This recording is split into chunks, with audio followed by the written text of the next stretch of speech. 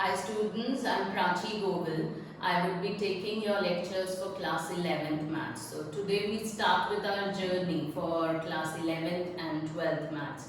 Now 11th and 12th maths is not easy, but it's going to be fun. There are lots of different things that you would be learning. In the 12th we have the entire calculus. In 11th we have trigonometry, we have sequence and series, probability, straight lines. So it would be fun. So try and enjoy with the maths that we are studying. The more that you practice, you would be able to enjoy with it.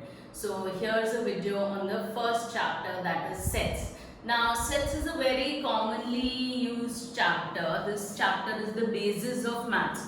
Anywhere that you go in any competitive exam that you give in there, sets would be used. Sets is even used in sequence and series. It is very commonly used in probability. It is used in linear inequations, linear programming. So sets is the very basic chapter that we would be doing. Its extension even comes in class 12th, which is relation and functions. So this is a very important chapter and it's a very common live chapter. Live examples is what we would be taking up today. It's based on the human society that we have. Okay, so have you heard the term set anywhere? What do we mean by the term set? What is a set? It's a very commonly asked question. What is a set? Have you heard the term set anywhere? Somebody would give me the answer that it's a collection of objects. Say for example, I say collection of best cricket batsmen of India. Or for example, I say collection of best cricket batsmen. And in the other one I say a group of players playing for the Indian team. Which out of the two is a set? One is a group of best batsmen of India and the other is a group of players playing for the Indian cricket team. So which one is the set? Both are sets? No, the first one is not a set. Why? Because a set is a well-defined collection of objects or numbers. So it should be a well-defined term. When I talk about a group of best batsmen of India. So best batsman of India, maybe for somebody Sachin Tendulkar is best, maybe for somebody Virat Kohli is best, maybe a boy sitting here Rohan says I am the best batsman, maybe Rahul says I am the best batsman. So that is a vague term. So it is not a set. But when we say a group of people playing for the Indian cricket team, yes, that is a set because I can list it down. So it has to be a well-defined collection of objects. Suppose I give you another example. Suppose I say a group of intelligent students. Now, is that a set?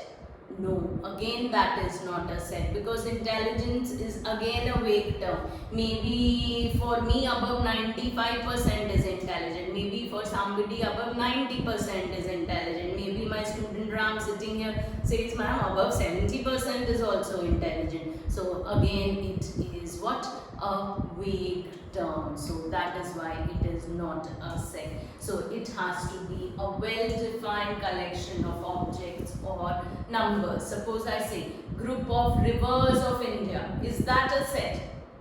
Yes, that is a set because you can list down all the rivers of India that you have. If you Google it down, you would get the list of all the rivers of India. So whatever you can list, you can write it down, which is defined in a proper way, is called a set. For example, if I say A is 1, 2, 3, 4, 5. Now this is what? A set. What is 1, 2, 3, 4, 5? They are the first 5 natural numbers. Now sets are always denoted by capital letters and they are written between two curly brackets. Please do remember that's the notation of writing down sets. Sets are always denoted by any capital letter and they are written between two curly brackets that I have. So 1, 2, 3, 4, 5. So these are my first 5 natural numbers. So it's a basic example of a set.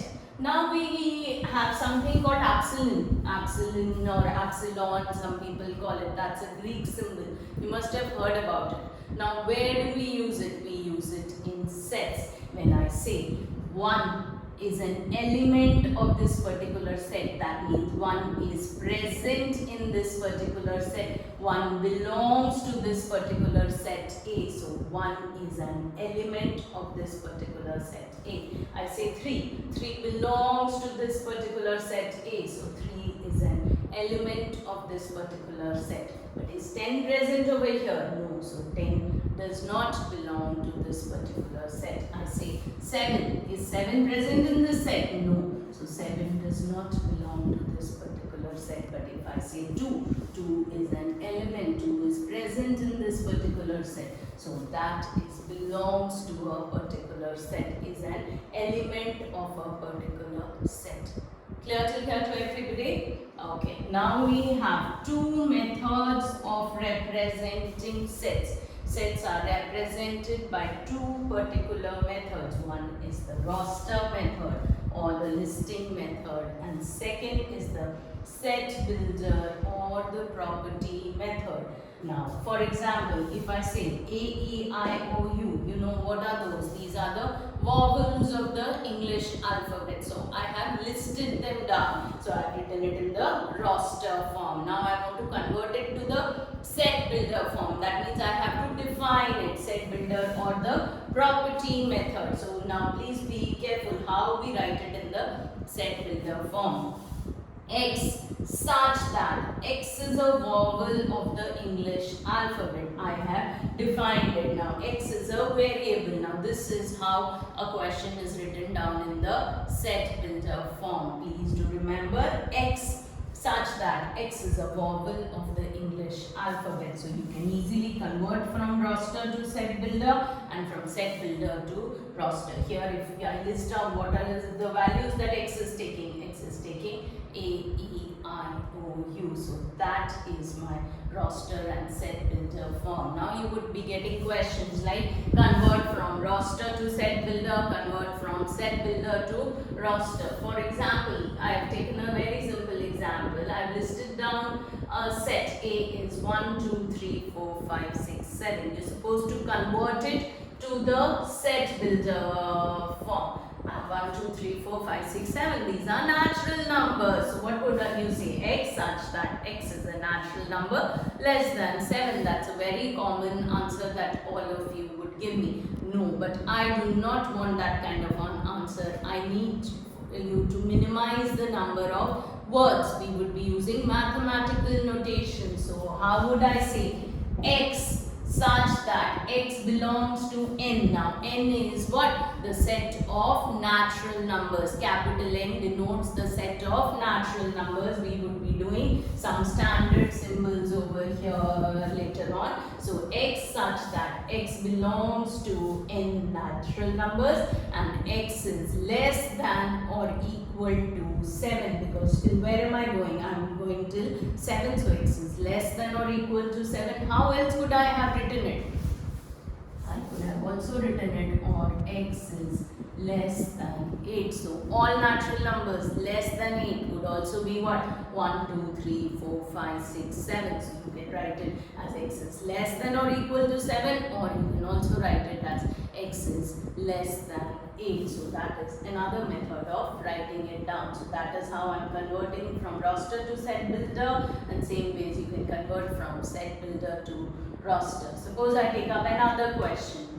X such that X is a letter from the word school.